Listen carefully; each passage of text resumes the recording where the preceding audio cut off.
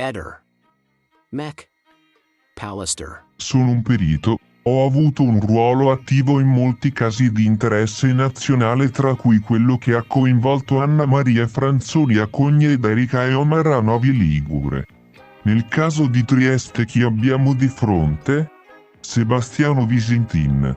Si tratta di un uomo di 73 anni che, da quanto si sa, ha svolto l'attività di reporter di cronaca nera. Sebastiano presenta il profilo di un narcisista pieno di ego, profondamente suscettibile, propenso a sfruttare i singoli dettagli per autoscagionarsi con manipolazioni della realtà e congetture. Nei momenti di difficoltà, sfoggia un sorriso sarcastico. Sebastiano è un uomo che ama apparire e farsi notare. Ama spendere in viaggi, saune e massaggi, bei vestiti, biciclette e accessori come ad esempio macchine fotografiche. I depistaggi e le bugie di Sebastiano Visintin. Allontanamento volontario. Il primo depistaggio causa un grave errore nelle indagini iniziali, perché Sebastiano non va a denunciare la scomparsa della moglie, ma dichiara l'allontanamento volontario, quindi nessuno si muove. Aborto. La mattina della scomparsa, Claudio Sterpin si allarma subito e, in seguito ai contatti con i vicini Gabriella e Salvatore, questi ultimi si recheranno direttamente a casa di Liliana al pomeriggio. Il giorno dopo, il 15 dicembre, Sebastiano parla a Gabriella di un aborto avuto da Liliana anni prima. Mesi dopo affermerà che esso sfociò da uno stupro. Ma cosa mi interessa dell'aborto? Cerchiamo tua moglie, gli risponde Gabriella. Porta a porta. GoPro. Sebastiano dichiara ai giornalisti, pochi giorni dopo la sparizione, che lui ha una telecamera GoPro che attesterebbe il suo alibi per la mattina della sparizione. Il cellulare spento nelle ore della sparizione. La mattina della sparizione Sebastiano ha per 3 ore il cellulare spento. Ha dichiarato di essere andato in pescheria e successivamente in un magazzino a limare coltelli. Il magazzino. Sebastiano non fa menzione alla polizia dell'esistenza del magazzino quando va a fare la denuncia, cioè la sera stessa della sparizione. Lo farà tempo dopo. Litigi e contrasti con Liliana. Sebastiano nega quanto affermato da più testimoni, amici e parenti, che parlano dei litigi che avrebbe avuto con Liliana, anche la sera prima della sparizione della moglie. Il 13 dicembre sera, era un lunedì, Sebastiano e Liliana sono a cena da una coppia di amici romeni. Come testimonia la coppia di amici, c'è un litigio tra Sebastiano e Liliana, sia durante la cena che in seguito. Sebastiano dice di essere andato a consegnare 2 coltelli che gli ha dato la coppia dei rumeni la mattina del 14 dicembre in pescheria. A smentirlo è una impiegata della pescheria, che ha dichiarato di averli già trovati la mattina del 14 dicembre molto presto in pescheria. Dunque Sebastiano li avrebbe in realtà portati in pescheria la sera del 13 dicembre. La cella che localizza il telefono di Liliana la individua infatti proprio nel luogo della pescheria la sera del 13 dicembre. Il mancato passaggio e le bici. Sempre la sera del 13 dicembre, Liliana insiste per accompagnare un'altra coppia di amici presenti alla cena a casa dei 2 romeni a casa con la macchina di Sebastiano. Ma quest'ultimo dichiara che non vi era posto, perché al suo interno erano state caricate le bici. È molto strano, come poteva Liliana pensare di poter caricare la coppia se c'erano le bici? Cosa c'era realmente in auto? Claudio Sterpin. Sebastiano dice che non è vera la relazione di Sterpin con sua moglie e che sia tutto frutto della sua immaginazione. Insinua inoltre che la moglie spesso gli faceva ascoltare le telefonate di un uomo che ansimava, indirettamente vuole incolpare Claudio. Le luci e il mazzo di chiavi. Sebastiano afferma che, quando è tornato a casa il giorno della scomparsa di Liliana, avrebbe trovato la luce accesa in corridoio. In occasione di un'ospitata in TV a quarto grado ha dichiarato: a distanza di mesi, ho pensato parecchie volte, come mai questa luce è rimasta accesa? Può essere che qualcuno sia venuto con le chiavi e abbia lasciato le luci accese. È infatti sparito nel nulla il mazzo di chiavi principale di Liliana, con portachiavi a forma di L, mentre nella giacca della donna è stato ritrovato quello di riserva, che non usava mai. In entrambi i casi, si potrebbe trattare di depistaggi funzionali a far ricadere la colpa su Claudio. Probabilmente, se Claudio non fosse immediatamente uscito allo scoperto, Sebastiano avrebbe potuto incastrarlo facendo ritrovare il mazzo di chiavi principale di Liliana in un luogo riconducibile alla sua disponibilità, ad esempio nel perimetro della sua abitazione. In definitiva, l'obiettivo è quello di far passare Claudio come lo stalker di lunga data che avrebbe tolto la vita alla donna perseguitata. L'hard disk. Sebastiano tenta di consegnare giorni dopo la sparizione della moglie un hard disk a una coppia di amici, dicendo loro che passerà un presunto amico di Sebastiano in gran segreto a ritirarlo dalla coppia. La coppia lo consegna alla polizia, dentro non c'è niente di rilevante, a mio avviso per sviare le indagini e far perdere tempo agli investigatori, screditando amici e parenti. I 20.000 euro sono stati ritrovati nell'abitazione di Sebastiano e Liliana. 20.000 euro. Sebastiano va da una coppia chiedendo loro di nascondere questi 20.000 euro. Loro si rifiutano di tenerli e avvisano la polizia. La corda. Sebastiano, qualche giorno prima del ritrovamento del cadavere di Liliana, va dai vicini Gabriella e Salvatore a chiedergli se hanno una corda da prestargli, perché il figlio avrebbe avuto un incidente e occorre che il suo veicolo sia trainato. Se per caso fosse stato fermato in giro di notte, avrebbe avuto la scusa dell'impegno col figlio. La casa e la lavatrice. Il giorno della scomparsa, Sebastiano dice alla cugina di Liliana, Silvia, di essere passato dalla sua casa il giorno stesso, mentre ad altri dirà di non averlo fatto. Sebastiano lo stesso giorno chiede a Silvia che lavaggio effettuare in lavatrice per togliere macchie particolari. L'ultima telefonata. Claudio chiama Liliana alle 8:22 e lei non è sola, gli dice parliamo dopo, poi ti spiego. Ma Sebastiano afferma di essere uscito di casa la mattina presto. C'è un video di Liliana, catturato dalle telecamere di sicurezza, dove la si vede camminare per la strada tra le 8:30 e le 8:42. I codici. Alla trasmissione Chi l'ha visto? Sergio, il fratello di Liliana, nel febbraio 2022 ha raccontato di essere andato a casa di Liliana nell'estate precedente e mi ha portato in camera. E mi ha fatto vedere un nascondiglio che aveva ricavato dietro un quadro. Da lì ha preso un foglietto, c'erano dei codici d'accesso alla banca, ha dichiarato Sergio, che ha aggiunto che Liliana gli avrebbe mostrato quei codici perché non si sa mai e che gli ha ripetuto che era meglio che sapessi queste cose, aggiungendo che Sebastiano non sapeva nulla. Sergio si è reso conto che quei codici erano comparsi il 21 gennaio 2022, dopo che Sebastiano ha invitato la famiglia a casa loro per dare via la roba di Liliana. È dunque molto probabile che la donna fosse monitorata in casa e che Sebastiano avesse saputo di quei codici. Il luogo del ritrovamento.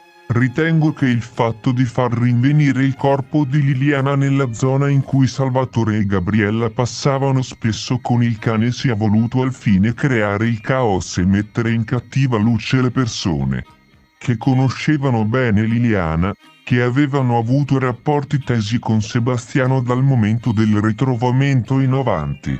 Omertà. Tra gli amici della coppia si è diffuso un clima di omertà, dovuto agli atteggiamenti di Sebastiano. Conclusioni. Sebastiano ha a mio parere organizzato un delitto imperfetto. C'è una spiegazione sul fatto che non si sia attivo per cercare la moglie. Ha infatti tutto l'interesse che l'allontanamento volontario della moglie, come lui denuncia, venga constatato parecchi giorni dopo. Sono sicuro che Sebastiano sapesse della relazione di Sterpin con Liliana, probabilmente avendo avuto accesso al suo cellulare. Quando una persona scompare, il clou dell'investigazione immediata è lo studio del cellulare. La persona che, tramite chiamate e messaggi, aveva avuto assiduamente interazioni con Liliana, nella cornice di un amore clandestino, era Claudio Sterpin. Dunque gli investigatori avrebbero subito concentrato le loro energie su di lui. Claudio Sterpin è un personaggio notissimo a Trieste, una persona seria ed ex atleta di grande prestigio. È possibile che Sebastiano contasse sul fatto che, essendo Sterpin una persona all'antica, si sarebbe vergognato della relazione intrattenuta con la donna di un uomo sposato, rimanendo fermo e non facendo scattare l'allarme dopo la scomparsa. Al contrario, Claudio si è allarmato immediatamente, facendo saltare il possibile piano di Sebastiano. L'amore di Claudio per Liliana ha infatti superato anche la potenziale vergogna, per quanto sarebbe poi stato di pubblico dominio. Claudio infatti ha allertato i vicini di Liliana, che sono andati a spronare Sebastiano a denunciare la scomparsa della donna. La sera, Sebastiano si è recato dalla polizia per denunciare l'allontanamento volontario della donna, in modo che le ricerche non si attivassero. Ecco cosa occorre sapere per capire di più. Quanto percepiva di pensione Sebastiano Visintin, a quanto ammontava il suo conto personale e quali fossero le sue proprietà tramite l'Agenzia delle Entrate. Quanto retribuivano le pescherie di Trieste per far affilare i loro coltelli. Quando va a denunciare l'allontanamento volontario di Liliana, Sebastiano si reca dalla polizia da solo o accompagnato dai vicini? In auto? A che ora l'impiegata della pescheria trova i coltelli la mattina del 14 gennaio? Il giorno della sparizione, a casa di Liliana e Sebastiano ci sono i 2 telefoni della donna, tutti i suoi documenti, la carta di credito e soldi contanti. Insieme al suo cadavere, verrà trovata una borsa che parenti e amici dichiarano non essere sua, non gliel'avevano mai vista. Quali oggetti sono stati trovati all'interno della borsa? Bisognerebbe ricavare le impronte digitali sugli stessi, torcia elettrica. La polizia postale ha fatto controlli sulla GoPro e sui cellulari di Sebastiano e Liliana. Nel visionare la GoPro, chiedo di constatare se l'orario in cui sarebbe stato girato il video corrisponda alle ombre in base alla posizione del sole. Occorre conoscere le telefonate in entrata e in uscita della zona in cui sono ubicate la casa di Sebastiano, il suo magazzino e la casa del figlio, nonché della zona in cui è stata ritrovata Liliana. Il boschetto, dal 14 dicembre fino al 5 gennaio, è possibile che ci siano altri telefoni in uso a Sebastiano, non con la sua anagrafica. Effettuare una verifica con un fagotto di circa 52 a 54 kg, peso che corrisponderebbe a quello di Liliana. Primo percorso: ricostruire le varie fasi dell'abbandono del cadavere nel boschetto, percorrendo a piedi il percorso più lungo all'interno del boschetto. Secondo percorso: riprodurre il possibile passaggio del cadavere tra una persona e un'altra attraverso la rete che divide il boschetto e la strada, adiacente alla zona dove è stato ritrovato il corpo. Sono stati controllati con il lumino la casa di Sebastiano, il magazzino di Sebastiano e la macchina di Sebastiano. Il pomeriggio della sparizione, Sergio, fratello di Liliana, chiama Sebastiano. Cosa si dicono? Sebastiano dichiara che in quelle 3 ore in cui sarebbe stato in magazzino ad affilare coltelli, il cellulare non era spento, ma che non c'era segnale e aveva poche tacche. Vorrei fare una perizia tecnica nel magazzino, portando alcuni esemplari di cellulare del medesimo modello e verificare la presenza di segnale nelle stesse condizioni ambientali di quella mattina. Verificare che il giorno 14 dicembre 2021 non ci sia stato un disservizio di rete della cella che copre quel luogo. Infatti, esiste una centrale che tiene traccia dei disservizi di questo tipo. Ritengo che l'autore abbia utilizzato dei guanti chirurgici, in lattice. Le analisi di medicina legale dovrebbero appurare se sui sacchetti o sulla borsa sia presente una sostanza rilasciata dai guanti. Vorrei leggere le dichiarazioni di 2 testimoni, con relativa data. Una persona afferma di aver visto un uomo con un cappello e una torcia alcuni giorni prima del ritrovamento. Un'altra persona afferma che abitualmente faceva quel tragitto col suo cane e afferma di aver notato, un paio di giorni prima del ritrovamento, un comportamento inedito del cane, che cercava, come mai fatto prima, di intrufolarsi nel boschetto. Una signora di Trieste a inizio aprile 2022 riceve una lettera indirizzata a nome di Liliana, che precedentemente abitava in quello stabile, penultima residenza. È un bollettino postale della Wind con un avviso di scadenza. Perché questa comunicazione arriva a quell'indirizzo? È forse un nuovo numero di Liliana? Luciano Garofano. Luciano Garofano è perito di parte di Sebastiano e, al contempo, opinionista in studio a 4° grado. Credo dovrebbe dimettersi dalla sua attività televisiva a causa di un palese conflitto di interessi. Numerose assurdità. Mesi fa Garofano era propenso ad allinearsi alla tesi dell'omicidio, sostenendo che camminando nel boschetto in cui è stato ritrovato il cadavere di Liliana, le sue scarpe si sarebbero sporcate dopo essere diventato perito di parte di Sebastiano. Garofano ha iniziato a dichiarare che, dopo aver attraversato il boschetto in occasione di perizie personali, le sue scarpe risultavano pulite. Nella puntata di 4° grado del 31 maggio in cui è andato in scena il confronto tra Claudio e Sebastiano, Garofano si tradisce. Dice di essere stato nel boschetto, affermando che il fondo era molto scosceso, anche io sono caduto, H. 1:49 1.50 del video della puntata.